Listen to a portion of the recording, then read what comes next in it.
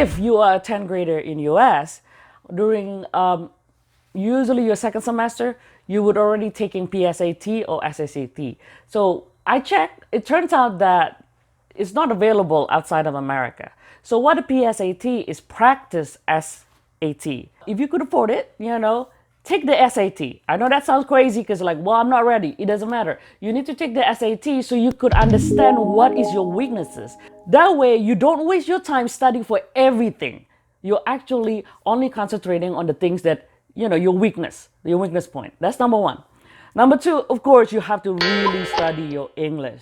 How are you going to be able to survive here if you don't understand English? That's not good.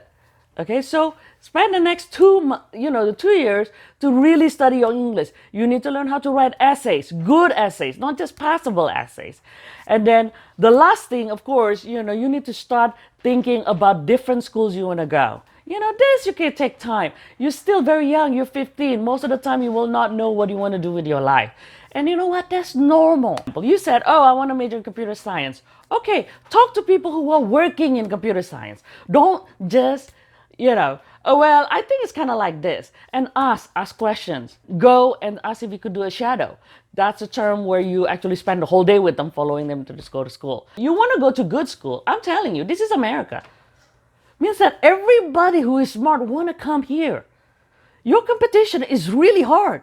You want to get into UCLA on the first try, or you want to go to UC Berkeley, or you want to get to Harvard, Stanford, Yale, any of those good schools, starting as a freshman, you need to show passion. What you really like. Oh, you said, well, I'm going to be a rocket scientist. Well, how many rockets have you built? You said that you want to be a computer science. Fine. How many apps did you already build? And then spend time building your passion. That's really, really important. That's what's going to set you apart. Okay, you have to understand this. Those good schools, not just looking for smart people, because like I said, smart people is a dime a dozen. They look for people who are going to be leaders. You love music? Be the leaders in the music.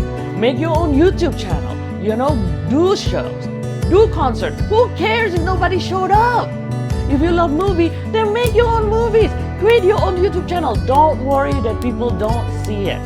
Do what you love most. Okay? And you'll be surprised of how much that meant to them and to you. Good luck!